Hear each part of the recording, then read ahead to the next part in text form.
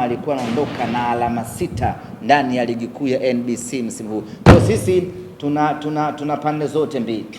Tunajilaumu ya kwamba tumekosa ushindi, lakini vile vile tunajipongeza kwa timu yetu kuongezeka ubora. Na sasa nyinyi mnakumbuka ilifikia mahali walikuwa na kiburi, wanasema ya kwamba Simba sio sisi Yanga na Simba sio dabi tena, wakajitafutia kadabi kao huko ambako wao wanakaona ndiyo kagumu. Zote hizo zilikuwa ni dhihaka na dharau baada ya Simba kukosa matokeo kwa muda mrefu, lakini sasa hivi hawana uwezo wa kusema ya kwamba Simba na Yanga sio dabi tena, kwa sababu mara zote mbili wameponea chupu na mara moja tumewafunga kwenye fainali la kombe ya Muungano. Kwa sisi we are very proud na timu yetu, na wala hatuna sababu wana Simba ya kukaa kinyonge.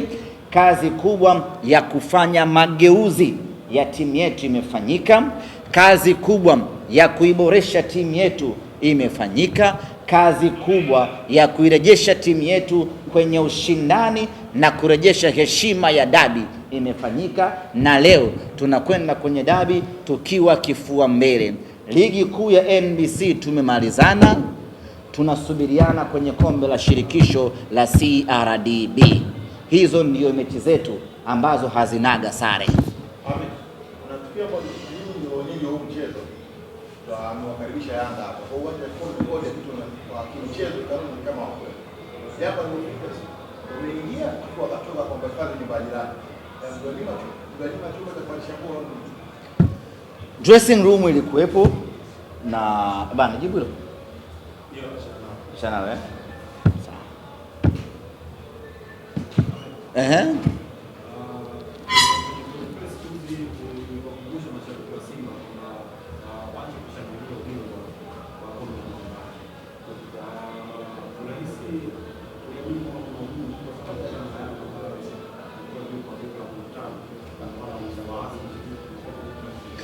Ugumu wa kucheza na Yanga upo, sio timu ya kubeza, na wenyewe wana uwezo wa kupambana na wakatoa ushindani.